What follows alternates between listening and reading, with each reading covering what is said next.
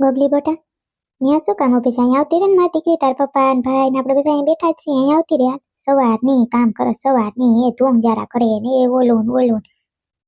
ના ના અહીં ઠીક ઊભી છું મમ્મી, અહીં મજા આવે છે ઉભવાની. મારે આમે જવું છે ઉપર સાફ સફાઈ કરવા. એટલે તે મંગુ શું કરતા હતા? હજી આજે 10 સાડા 10 જેવું થઈ ગયું, હજી ઉઠ્યા નથી, નીચે આવ્યા નથી. મમ્મી એને મજા નથી, નકરા ઉલટી નુબકા આવે છે, નકરા ઉલટી નુબકા આવે છે. એમાં કેમ નીચે આવે? બાથરૂમમાં પાસે જરાક બેહવા આવે ને રૂમમાં તો વળી ઉલટી થાય, બાથરૂમમાં વહી જાય છે. આખી રાત એની ઉલટી કરી છે. અત્યારે ભલે ને આરામ કરે રહી. એવું છે? હાથી તોય પણ અહીં હેઠે આવીને હરફર કરે તો કંઈક આમાં મન મોકળું થાય. ઓલા રૂમમાં જઈએ તો પછી શું થાય? આ છોકરી આજ 5 દીથી આવી ગીગલા તારી બેન ગગલી. 5 દીથી આવીને હક નથી. ઓલું સાફ સફાઈ કરે ને ઓલું કરે ને ઓલું કરે ને ઇનેતા એને કંઈક કંકુ પગલામાં મહેનતું કર્યું ને જોતા ખરી તું ઇનેતા જો તો હરખ તારી બેનને કે મારા ભાઈને કરે જીણકું આવશે તાજ ભાઈ ભાભી ના કરે એમ કેવી હરખાઈ વિચારીને ઓલી માથે ને માથે ગઈ. મળી નીચે આવતી હોય તો બધા બેસી ઘડીક વાર વાતો સીતું કરી, કંઈક કામ મોકલે તો કરાય. હાજુ પણ હવે મમ્મી નકરી ઉલટી આવે છે તો પછી એમાં કેમ નીચે આવે? એ તો હું કહીશ પાછો જઈશ ને ત્યારે ઘડીક વાર મંગુ નીચે રખડાય તો મન મોકળું થાય એમ કહીશ હું. મંગુ કહેતી હતી કે આપણે દવા લેતા આવીએ ને તો એ કંઈક સારું થઈ ગઈ. ઓલી દવા હતી ને પૂરી થઈ ગઈ, માંથી દાખલ કરી હતી દવા આપી હતી ડોક્ટરે, પૂરી થઈ ગઈ દવા. તો કે દવા લેતા આવીને તો મજા થઈ જાય એમ કહેતી હતી મંગુ. મમ્મીને ને પપ્પાને પૂછજો ને એમ કરતી હતી. હવે દવાઓ લેવાતી હોય કઈ? આ તમે બધા કઈ દવાઓથી નથી આવ્યા? અમે 9 મહિના કોઈ દી કઈ લીધો નતો, નામે કામ કરતી, કોઈ દી કઈ દવા લીધી નહોતી. હા તોય તમે આ ગલગોટા જેવા બધા પડ્યા ને જોજો રૂપરૂપના અવતાર છો, શું વાંધો છે? દવાઓથી કઈ ના થાય. દવાઓ હોય બધા ડોક્ટરો થરાર સોટાડે, પાક દવાની કઈ જરૂર ના હોય. એમ નામ કામ કરે ને એટલે બધું રેડી થઈ જાય. હા દવાઓની કઈ જરૂર ના હોય, થોડુંક તો કઠોળીથી થવું પડે, દવાથી કઈ ના થાય. મમ્મીનું આવું ને આવું હોય, જોઈ પપ્પા એને કઈ ખબર પડે કે અત્યારે બધા દવા લેવા જતા હોય તો જવું પડે દવા લેવા. તે ભલે ને દવા લેવા જાવી હોય તો જવા દે ને. આવી ઉલટી રાતે આખી રાત ઉલટી થઈ હોય તો પછી દવા લેવા જવાય જ ને. વળી વધારે મજા નહીં રહે પાછા દાખલ કરીએ આપણે ડબલ ખર્ચામાં આવીએ. તને કઈ ખબર છે લોકવારીની થાતીની? દાખલ કરીએ કેવડો ખર્ચો આખી? દાખલ થવાનું થાય તો એ જોયું જાય, બાકી એટાને દવા લેવા નથી જાવી, 2 દિન રેડી થઈ જાય. વાંથી આવ્યા લતો લાગ્યો ને એટલે હું થાય દવા લેવા પછી વધારે મજા ના રહીએ તો જાજો નો કટાણ કઈ જવું નથી. હાલો તો હું જ જાઉં, જરીક ઉઠાડું કરું. હું છે હું નથી તબિયત પાણી કરીને માને ફોન કરીને કે હેકમાં મમ્મી મારે સાસુ ભાવ પૂછવાય ના આવે, ત્યાં લઈ તો ગયા પણ ભાવ પૂછવાય ના આવે. આમાં બાયુને 17 હલાણા હોય, કઈ થોડું પુગાય આપણાથી. ભલે 10-11 વાગ્યા થતી હોય તો એ પછી માઉન્ટ રાવું કરવા જા વળી. નથી પૂછી જા તને ત્યાં સુધી હક નહીં થાય, આરામથી હોતી ત્યાં હક નહીં થાય. વાંજે કે મારે દવા લેવા જાઉં તો હું જવાબ દઈ? એ તો મને આવડે જવાબ દેતા, હું દઈ દઈ. તમે છોકરી મોં વીટીને બેહો તમે કેમ બોલવાનું થતું નથી અમારે હાહુની વચમાં. મંગુઓ એ મંગુઓ મમ્મી બોલો ને. એમ જરાક પેઠા થાવ જોઈએ. મમ્મી જરાય અડપ નથી, તમારે કઈ કામ હોય તો બોલો ને. મને અડપ જરાય એટલે જરાય નથી. આજ મને ઉલટી જ નકરી ઉલટી થાય છે. ઓહો ઉલટી જેવું થાય ઘડીક વાર નીચે આવો ને મન મોકળું થાય, કઈ ભાવે કરાય તો એ ખવાય અને પછી કઈ કામ ધામ મોકલે તો એ કરાય. તો તમારે મને મોકળું થાય ને કંઈક ઉલટી ઓછી પડે. નકરા રૂમમાં રહો ને તો વધારે થાય તમને ઉલટી જેવું.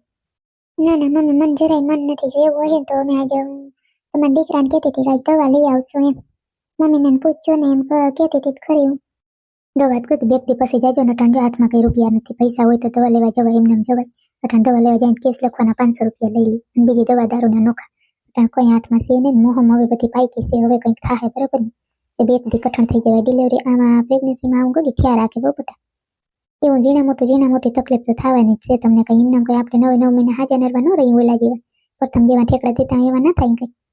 થોડા જાજુ કઠણ થવું પડે. એમને જે દવા લેવા જ્યાં રાખીને પછી આપણા હાથમાં કઈ પૈસા ના હોય કેમ જાવ? તમારે સમજવું જોઈએ. એકલાને બહુ રાવું ના કરે રખાય કે દવા લેવા જાવી હોય ને. એના મેં અહીં હપીને રેવાય, ખવાય પીવાય જે ભાવે તમને ખાવા પીવાનું કઈ ના નહીં. તમે જે ખાવું હોય ખાઈ લેજો. દવાનું હમણાં બેગથી નાખી પૈસા કઈ છે નહીં.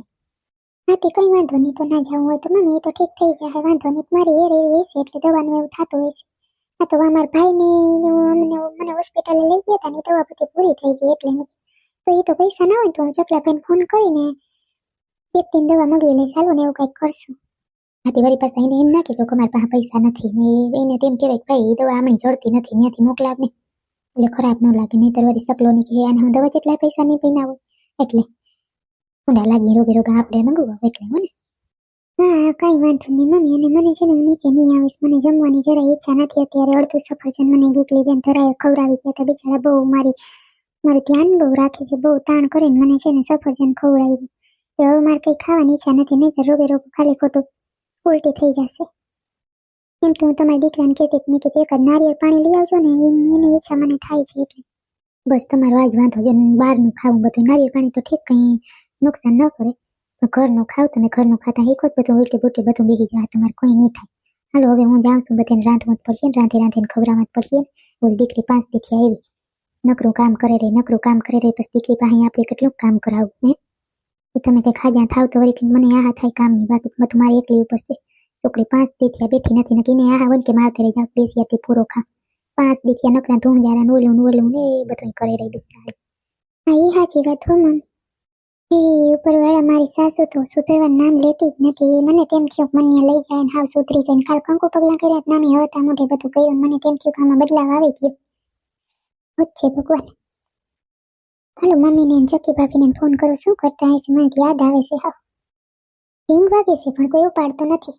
ચકી ભાભી રસોઈ બનાવતી હશે. હાલે હવે ઉપાડ્યો. હા ચકી ભાભી, જય શ્રી કૃષ્ણ. શું કરો છો બધા? શું કરે ચકુડીઓ મમ્મી? હા મંદિરે ગયા મમ્મી ચકુડીઓ. એ તો હરો ઘડીક વાર રખડી આવે, તેને મજા આવે. મને યાદ કરતા હતા કા મમ્મીને બેકતી તેવું રહેશે, યાદ જ કરી રાખશે મમ્મી તો. એને હક ન થાય કે મારા વગર. તબિયત પાણી મારા જરાય ચકી ભાભી સારા નથી, જરા શરદી જેવું છે ને આજે આખી રાત હું તો ઉલટી કરવા જ ગઈ છું. બહુ ઉલટી ને એવું થાય છે ચકી ભાભી, બહુ મને આમ તબિયત તો બગડી ગઈ છે વધારે. ઓલી દવા પૂરી થઈ ગઈ? હા ઈ ચકી ભાભી હે ના રે ના, દવા લેવા શું છે? હા હું કીધું એને ચમ વ્યક્તિ પછી કે હાટી એવું વધારે હોય ને તો જાજો કે નહીં તરીકે માંથી મગવી લેજો ને કે મળતી નથી કે એમ કહી દેજો. એટલે ચકી ભાભી એવું હોય તો સકલા ભાઈને કહેજો ને લઈ આવે ત્યાંથી મોકલાવી દીધો બસમાં ગમે એમાં હો ને. હા ના રે ના બાપા ના, એ પાણી એ કેવા આવીને મેં કીધું હતા કે એવું ના ખવાય ને એવું ના ખવાય. રોગની પેટની છે, કઈ સુધારો ન થાય બસ સખી ભાભી.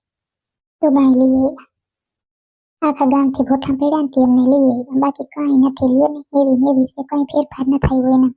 જરાય દયા ન થાવતી, ખોટું ક્યાં કેવું એને જરાય દયા. મારી નણંદ છે તે બહુ ડાય છે બિચારી, બધું ધરાડ ખવડાવે ચકી ભાભી.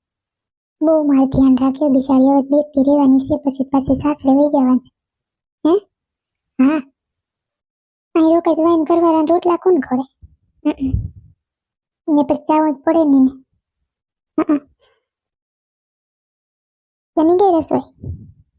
એ માંગુ બહુ થોડુંક ખાવું હોય તો હાલો, અમે બધા ખાવા બેઠા છીએ. ના મમ્મી તમે બધા જમી લ્યો ને, મને ભૂખ નથી, હું પછી જમી લઈશ એવું હોય છે તો તમે બધા જમી લો. એ આ ઠાવકું ના રે ના જમે કામ ચકી ભાભી, મન નથી થતું હાસું કહું તો રા, મન ન થાય જમવાનું. એ કસકસણી ને પૈડી કથળી ભૂખ ના લેવા દે. માંદા પડ્યા હોય તો ઘર પર કરો ને કઈ કામ કરો ને તો તમને રેડી થઈ જાય કે બોલો લે એવા.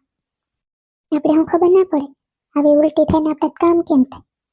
હા એ તો હા એ થોડાક દી થાય તો હું કંઈક મારે આટો દેવા જવું છે, આવતી રહી વળી થોડાક દી રોકાવા. આ તો એટલા દી તો ત્યાં તો શાંતિ. બીજું તો શું હવે. હા હા ત્યાં સારું તો બનાવો ને. ખાટલે પડીશું. મમ્મી ના આવે તો કેજો ને કે મંગોળી આમ બહુ ના કેજો, કઈ નહીં તો ચિંતા કરશે. હા હા ખાલી કેજો ને કે ફોન આવ્યો હતો ને મજા આમ છે એમ કહેતી હતી. હા હા ભલે.